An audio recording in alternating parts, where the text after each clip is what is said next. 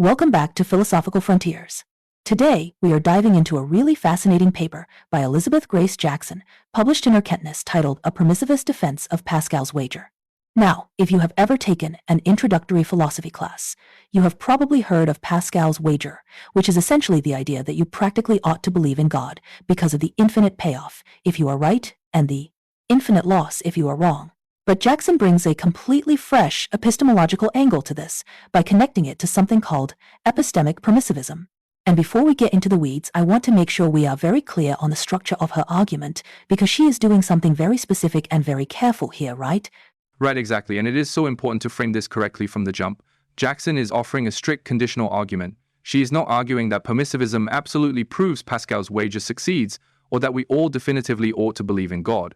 Instead, her thesis is a cascade of conditional claims. Step 1, the core conditional thesis is this: if epistemic permissivism is true, then the defender of Pascal's wager has powerful, rather than merely concessive responses to two of the biggest objections thrown at it. She is pressing the point that we don't have to water down our defense of the wager if we adopt this specific epistemological framework. We just need to follow the dialectical cascade she sets up. So to understand that cascade, we first need to define the terms of the condition. In epistemology, there is a major debate between epistemic permissivism and uniqueness. Uniqueness is the view that a given body of evidence rationally permits exactly one attitude toward a proposition. But Jackson is assuming the opposite for the sake of her argument. Can you unpack epistemic permissivism and specifically the flavor of it she uses, which she calls intrapersonal belief permissivism? Gladly, because the distinction is crucial. Broadly, epistemic permissivism says that the same body of evidence can rationally permit more than one incompatible attitude toward a proposition. But you could have interpersonal permissivism where two different people with the same evidence rationally come to different conclusions. Jackson, however, focuses on intrapersonal belief permissivism. This means that for a single rational subject, a specific body of evidence allows that one person to rationally choose between different belief attitudes, like belief withholding belief, or disbelief toward a single proposition. Notice it is about belief attitudes, not just assigning credences, so it is distinct from creedal permissivism. Okay, so a single person looking at their own evidence could rationally believe, withhold, or disbelieve. Now, before we apply that to God, we should quickly review the Pascal's wager decision matrix as Jackson defines it. The matrix relies on infinite utility, a practical argument for belief. But she notes a mathematical prerequisite for this matrix to work, which is that n representing the subject's credence that God exists must be non-zero and non-infinitesimal. Precisely. If you assign a literal zero probability to God's existence, multiplying 0 by infinity mathematically leaves you with zero expected utility. So the wager only gets off the ground for someone for whom God's existence is at least a live epistemic possibility. Assuming that Jackson moves to step 2 of her argument, which is her first major claim, she argues that if intrapersonal belief permissivism is true generally, then it applies specifically to the proposition that God exists, meaning many actual evidence sets out there are permissive regarding theism. And she gives a few really solid reasons for why the evidence around theism is a prime candidate for this permissive status, right? She points to the incredibly long history of the debate, where arguments for theism and atheism are constantly refined and repeatedly challenged. She also points to widespread disagreement. She cites the demographics showing that in general philosophy about 70% of philosophers are atheists, but in the philosophy of religion about 70% are theists. And importantly, practitioners in all three camps, theists, atheists, and agnostics, seem to be exhibiting epistemic rationality. Plus, the whole literature on divine hiddenness actually supports the idea that the evidence is intentionally ambiguous or murky. That is exactly right. So if we accept claim 1 that theism is intrapersonally permissive, we move to step 3, which tackles the first massive hurdle for Pascal's wager, the impossibility objection. This objection states that we simply cannot believe in God just because it is practically beneficial, because we do not have voluntary control over our beliefs. This leans heavily into what philosophers call doxastic involuntarism, the idea that we cannot just will ourselves to believe something. Yeah, the classic example is me offering you $1 million to genuinely believe the earth is flat. You cannot do it no matter how much you want the money. So how does Jackson's permissive framework defeat this impossibility objection? And I want to highlight that she is looking for a powerful response here, because traditionally defenders of the wager have used what William Alston called long-range control or indirect control. Like, you can't believe right now, but you can go to church, read scripture, and indirectly shape your beliefs over time. That is a concessive response. Jackson wants something stronger. She absolutely does, and to understand her stronger response, we have to look at Alston's 4 types of belief control. There is direct control, where you just choose to believe on the spot. semi-direct control where you look for evidence to support a desired belief, long-range control, and indirect control. The concessive response, like you said, relies on those last two. But Jackson's second claim is that if theism is intrapersonally permissive, then the subject actually has direct or semi-direct control over their theistic beliefs. The impossibility objection fails completely.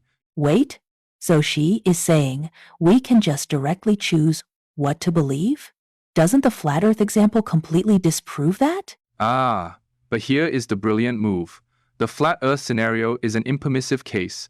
The evidence overwhelmingly points in one direction, so of course you cannot directly control your belief against the evidence. But Jackson points out that, in permissive situations where the evidence doesn't compel a single attitude, direct and semi-direct control become entirely possible. She uses some great examples from the literature to illustrate this. Think of Nichols' case of looking at a blurry shape in the distance you can't tell if it is a lizard or a toy train.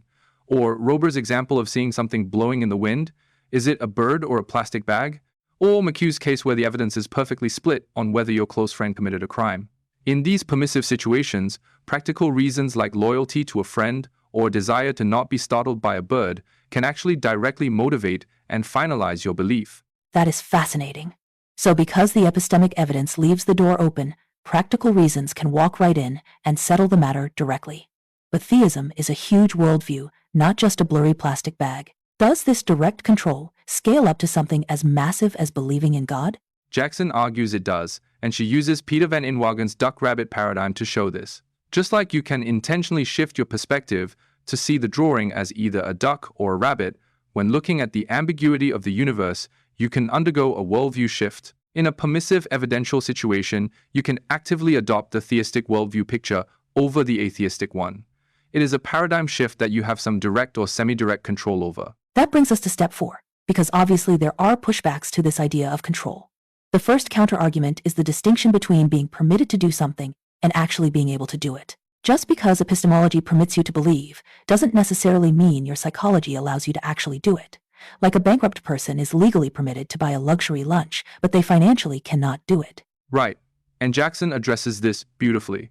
She concedes that permitted to doesn't strictly entail can. However, she argues that in permissive situations, as long as the subject accurately perceives their normative situation, meaning they realize the evidence genuinely allows for multiple rational beliefs, and there are no weird psychological blocks, they generally can exercise control. Furthermore, she pushes back hard on doxastic involuntarism itself, suggesting that the absolute denial of direct belief control might just be an unexamined dogma among modern philosophers, rather than an established empirical fact.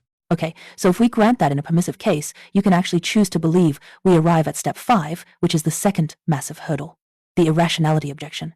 This objection says, okay, maybe you can force yourself to believe for the infinite payoff, but doing so is epistemically irrational. This is rooted in evidentialism, the view famously championed by W.K. Clifford that it is wrong always everywhere, and for anyone to believe anything upon insufficient evidence. So Jackson has to prove her third major claim: if theism is intrapersonally permissive, then the belief formed for Pascalian reasons remains epistemically rational. And she navigates this by pointing out that in a permissive situation, the evidence itself epistemic leaves things open. If the evidence doesn't demand one unique attitude, then picking one of the rationally permitted options based on practical reasons does not violate your epistemic duties. Jackson makes a really important distinction here between propositional justification and doxastic justification. Propositional justification means the proposition itself is supported by your evidence, regardless of why you actually hold the belief. Doxastic justification means you actually hold the belief for the right epistemic reasons. So how does that distinction save the wagerer from being irrational? Well, Jackson offers a strong response and a slightly more concessive fallback. The strong response is that in permissive cases, practical reasons can play a legitimate role in forming the belief without destroying its doxastic justification because you aren't believing against the evidence. But even in the absolute most concessive worst-case scenario, where critics insist that using a practical reason ruins doxastic justification, Jackson points out that the Pascalian belief at the very least maintains propositional justification. The evidence still supports it as a rational option. You aren't being deeply irrational, you are just adopting a proposition that your evidence already permits. That flows perfectly into step 6, where she addresses the nuances of evidentialism and an objection from Roger White known as the toggling objection. White argues that if evidence permits multiple beliefs, you should just randomly toggle between them or withhold belief. You shouldn't let practical reasons decide. Exactly, and Jackson splits the motives here to respond to White and the evidentialists. If the situation is permissive, because the evidence is simply balanced, meaning it doesn't uniquely support one side, she calls this a propositional motive. In this case, using a practical reason to break the tie doesn't violate evidentialism because the evidence is already exhausted. However, if the situation is permissive because the evidence is just too massively complex to sort through a personal motive, she admits that deciding based on practical reasons might technically violate strict evidentialism. But she boldly suggests that in such cases, strict evidentialism is simply false or overly demanding. Regarding White's toggling objection, Jackson argues that practical reasons provide a perfectly rational, non-random basis for making a stable choice, preventing that absurd cognitive toggling back and forth. Which brings us to the final act, step 7, the conclusion of her entire dialectical cascade. And again, we have to state this with the exact level of academic strength Jackson intended. She is concluding a conditional argument. If intrapersonal permissivism is true, then both the impossibility objection and the irrationality objection fail. Exactly. She hasn't definitively proven that permissivism is true, and she explicitly states she hasn't fully argued for the ultimate success of Pascal's reasoning in a vacuum. What she has done is demonstrate a profound structural symmetry and asymmetry. Epistemically, theism and atheism might be completely symmetrical if the evidence is permissive. Both are rationally viable, but practically they are completely asymmetrical because of the infinite decision matrix of the wager. So if you are an epistemic permissivist, Jackson is showing you that you have the theoretical right to let that practical asymmetry tip the scales without sacrificing your intellectual integrity. It is such an elegant way to reframe one of philosophy's oldest bets. It takes the pressure off having to find the one definitive proof for God and shifts it to asking, what are we rationally permitted to do when the evidence leaves us at a crossroads? Really brilliant paper and a great breakdown. Thank you all for joining us on Philosophical Frontiers. We will see you next time.